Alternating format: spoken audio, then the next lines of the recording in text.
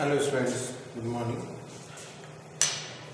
Issue, forfeiture and re issue of the shares, ये chapter अपने चल रहा है जिसमें इशू ऑफ शेयर्स के बारे में किस तरह जब कंपनी अपने शेयर को इशू करती है तो किस तरह जनरल एंट्रीज अपनी बुक्स में करती है उसके बारे में अपनी बात होगी।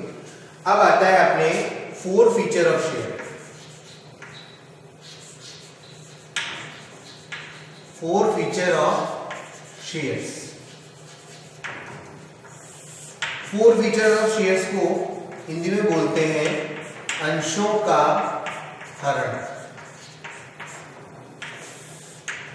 जब अंशधारी कंपनी की डिमांड्स को टाइमली पेमेंट नहीं करता है, जैसे एक अंश होता है, अंश में मैंने आपको बताया था जब जनरल एंट्री की थी कि कुछ पैसा एक शेयर जो होता है, मान लीजिए एक शेयर है 10 रुपए का, उसका कुछ पैसा ऑन एप्लीकेशन होगा, अप्लाई करते समय पेड करना पड़ेगा।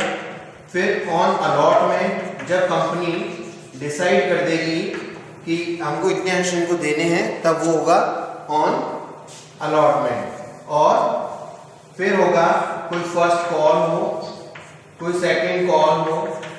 मान लीजिए 2 रुपये एप्लीकेशन पर था, 10 रुपये का शेयर है, ₹2 on application and ₹4 on allotment.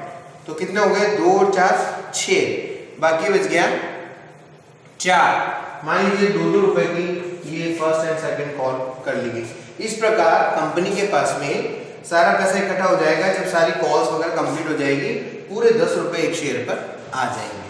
तो इस प्रकार इसमें ये शेयर, एक जो शेयर होता है उसका जो पैसा मांगा जाता है वो 2, 3, 4 कॉल्स में मांगा जा सकता है। तो इस प्रकार अब अंशों का हरण का मतलब क्या है? अंशों का हरण का मतलब है कि अगर मान लीजिए कोई अंशधारी टाइमली पेमेंट नहीं करता है, जैसे एप्लीकेशन मनी तो उसने दे दी लेकिन अलॉटमेंट मनी नहीं दी और अलॉटमेंट मनी के बाद वाली कॉल्स भी नहीं दी, या जिसने मान लीजिए किसने अलॉटमेंट तो दे दिया लेकिन फर्स्ट कॉल सेकंड कॉल नहीं दिया, या जिसने केवल फर्स्ट कॉल दे दिया और आगे सेकंड कॉल नहीं दिया, तो वो होती है अनपेड कॉल्स। जो प्राप्त नहीं होती है कंपनी को वो होती है अनपेड कॉल्स। अनपेड कॉल्स का मतलब है जो प्राप्त कंपनी को नहीं हुई है, जो कि कंपनी को नहीं चुकाई गई है अंशधारियों के द्वारा। तो जो अंशधारी टाइमली पेमेंट नहीं करते हैं, कंपनी ने जब अंश दिए तब उसकी जो टर्म्स एंड कंडीशंस थी उसी में वो कंपनी पूरा लिख के देती है कि अगर कोई अंशधारी अलॉटमेंट का जो निर्धारित समय है उसमें अगर अलॉटमेंट राशि नहीं देता है तो, या फिर फर्स्ट कॉल भी नहीं देता है, तो फिर उसके अंशों का हरण कर लिया जाएगा। या मान लीजिए अलॉटमेंट, फर्स्ट कॉल और सेकंड कॉल तीनों जब नहीं देता तो हरण कर दिया जाएगा, या केवल सेकंड कॉल नहीं देगा लास्ट में तो कितने दिन बाद इंतजार करेंगे और कितने दिन बाद उसके अंशों का हरण कर लिया जाएगा। हरण करने का मतलब होता है कंपनी के द्वारा अंशों को जब्त कर लेना। इट मीन्स उस अंशधारी का नाम अपने शेयर होल्डर रजिस्टर्स में से काट देती है और उन अंशों को कंपनी वापस जब्त कर लेती है और री इशू कर देती है किसी और शेयर होल्डर्स को जो लेना चाहे उनको। तो ये होता है अंशों का हरण। अब अंशों के हरण में जनरल एंट्रीज कंपनी अपने बुक्स में क्या करती है? अब देखिए, आपको मालूम है कि अंश का जो निर्गमन है वो कंपनी अधिनियम 2013 के धारा 53 के अनुसार अभी बट्टे पर निर्गमन पर प्रतिबंध लग गया है। कंपनी अपने अंशों का बट्टे पर निर्गमन नहीं कर सकती, प्रथम निर्गमन बट्टे पर नहीं कर सकती। तो अब मान लीजिए हम जो अंशों का हरण कर रहे हैं वो कौन से अंश है? क्या वे अंश समूल्य पर निर्गमित है या वे अंश प्रीमियम पर निर्गमित थे? बट्टे पर निर्गमन अगर उससे पहले का है तब तो बट्टे पर निर्गमन भी होगा, अदरवाइज बट्टे पर निर्गमन नहीं किया हुआ होगा। तो हरण करते समय जब हम जनरल एंट्री करेगी कंपनी, तब ये सोचेगी, ये देखेगी कि हम किस प्रकार के अंशों का हरण कर रहे हैं। कि पहला नंबर आता है जैसे ए, सम मूल्य पर निर्गमित अंशों का हरण। सम मूल्य पर निर्गमित अंशों का हरण। सम मूल्य पर निर्गमित अंशों का हरण अगर होगा तो जनरल एंट्री जो कंपनी बुक्स में करेगी वो करेगी share capital account debit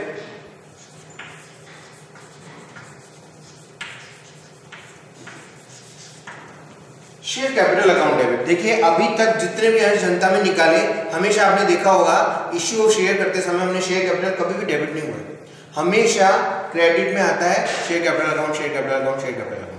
but अब तो उल्टा हो रहा है ना काम, हम जनता में अंश निकाल नहीं रहे हैं, जनता को निर्गमित नहीं कर रहे हैं, जनता से वापस ले रहे हैं जो व्यक्ति फॉल्टी है, जिसने अपनी मांगों का निर्धारित समय पर भुगतान नहीं किया है।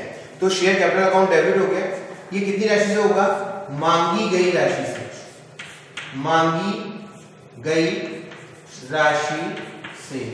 जिस दिन आप अंश का हरण कर रहे हैं उस दिन तक उस शेयर पर कितनी राशि मांगी गई थी, उस राशि से गुणा करके उसको लिखेंगे टू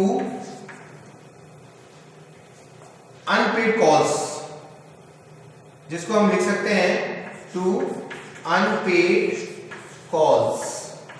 अनपेड कॉल्स में मैं इसको यहां पर इस तरह डिनोट कर देता हूं डेल्टा डेल्टा में। यहां पर अनपेड कॉल्स नाम नहीं आएगा, यहां पर आएगा, मैं आपको इसको इस तरह एंट्री कर लीजिए। देखिए यहां पर मैं आपको ये ब्लैंक कह देता हूं और यहां पर लिख देता हूं अनपेड कॉल्स। जो मांगे नहीं प्राप्त हुई है, मान लीजिए किसी क्वेश्चन में या किसी शेयर पर जिसके लिए हम हरण कर रहे हैं उन पर अलॉटमेंट भी नहीं मिला है तो अलॉटमेंट, फर्स्ट कॉल भी नहीं मिला है तो फर्स्ट कॉल, सेकंड कॉल भी नहीं मिला है तो सेकंड कॉल। और ये जरूरी नहीं है कि कंपनी लास्ट तक उसका इंतजार करेगी कि भाई है ना जो सेकंड कॉल तक इंतजार करेगी उसके बाद उसका अंशों करेगी, ये कोई जरूरी नहीं है। कंपनी ने जैसे नियम बना रखे हैं, जैसे उसकी टर्म्स एंड कंडीशन है, हो सकता है कि वो अलॉटमेंट या फर्स्ट कॉल 2 कॉल का इंतजार करके और फिर रन कर दे, तीसरे कॉल उससे करे ही नहीं, फाइनल कॉल करेंगे। तो जितने भी अनपेड कॉल्स हैं, अब वो तो अपनी परिस्थितियों पर डिपेंड करेगा कि अलॉटमेंट वाली है, फर्स्ट कॉल वाली है या सेकंड कॉल वाली है, क्या है, वो सब आ जाएंगे इसमें अनपेड कॉल्स। और 2 आएगा share forfeited account, share forfeited account. अब देखिए मांगी गई राशि से तो ये डेबिट हो गया और अनपेड कॉल्स जो है वो जो बकाया मांगे हैं वो आ जाएगी, और जो प्राप्त राशि है ये तो हो गया बकाया, ये बकाया राशि से ये एंट्री हो जाएगी और ये हो जाएगी शेयर फॉरफिटेड अकाउंट प्राप्त राशि से, प्राप्त राशि से, प्राप्त राशि से। तो ये प्राप्त राशि से एंट्री हो जाएगी। तो इस प्रकार और इसका नरेशन हो जाएगा इतने शेयर्स फॉरफिटेड, इतने शेयर्स फॉरफिटेड, ये हो जाएगी इतने शेयर्स फॉरफिटेड। इसमें चेक कर लो आ रही है। Share capital account debit, unpaid calls सब क्रेडिट हो जाएगी और टू शेयर फॉरफिटेड अकाउंट प्राप्त राशि से। तो ये जनरल एंट्री होगी सम मूल्य पर निर्गमित अंशों का हरण। अब आता है बात प्रीमियम पर निर्गमित अंशों का हरण। मान लीजिए अगर प्रीमियम पर निर्गमित अंश है और उनका कंपनी हरण कर रही है तो फिर वहां जनरल एंट्री में क्या इफेक्ट आएगा, थोड़ा सा क्या फर्क पड़ेगा। उसके लिए देखिए जब प्रीमियम पर निर्गमित अंशों का हरण हो रहा है तो 2 परिस्थितियां हो सकती हैं। नंबर फर्स्ट, यदि प्रीमियम राशि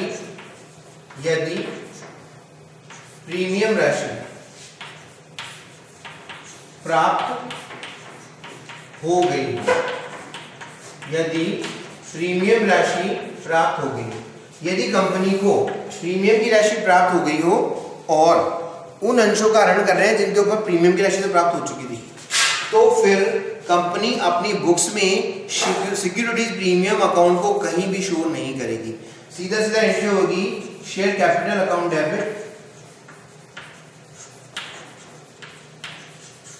टू वही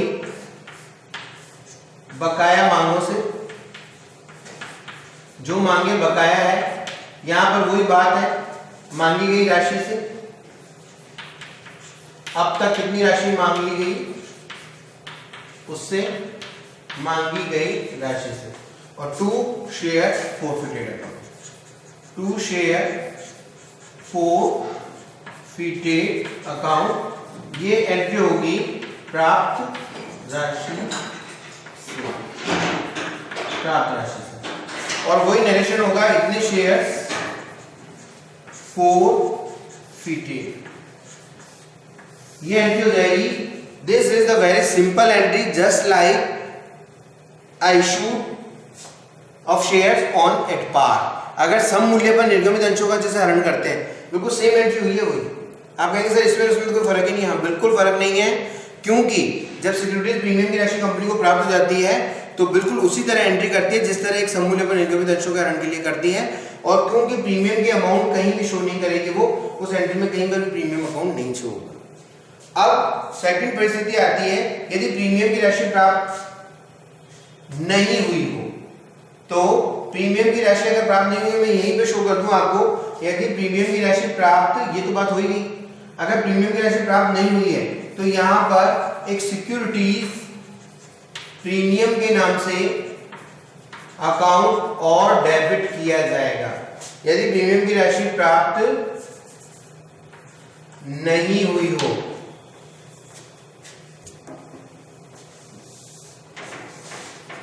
प्राप्त नहीं हुई हो, तो फिर क्या होगा? Share capital account debit, securities premium account also will be debit and वही cost in arrear and share forfeited account. तो शेयर जो सिक्योरिटीज प्रीमियम का पैसा है वो भी यहाँ पर मांगी की राशि से आ जाएगा कि कितना प्रीमियम बनता है। तो ये एक इतना सा फर्क पड़ेगा, अगर प्रीमियम की राशि प्राप्त तो हो गई है तो प्रीमियम को कहीं भी शो नहीं करेंगे, और प्रीमियम की राशि प्राप्त नहीं हुई है तो उसको सिक्योरिटीज प्रीमियम के नाम से जनरल एंट्री में आएगा। ठीक है, वैसे तो 2013 के बाद में बट्टे पर निर्गमन नहीं कर सकती, लेकिन अगर बट्टे पर निर्गमित अंशों का हरण हो रहा है, मान लीजिए पहले के कोई बट्टे पर निर्गमित अंश है और उनका हरण कंपनी कर रही है ना, तो फिर इस सिक्योरिटी प्रीमियम तो डेबिट नहीं होगा। और अगर मैं यहां पर लिख दूं कि यदि बट्टे पर निर्गमित अंशों का हरण होगा, बट्टे पर निर्गमित अंशों का हरण होगा तो यहां पर आएगा to discount on issue of share, discount की राशि से। आप देख लीजिए, जब हम इसको कोई रटने की बात नहीं, समझने की बात है एंट्री में।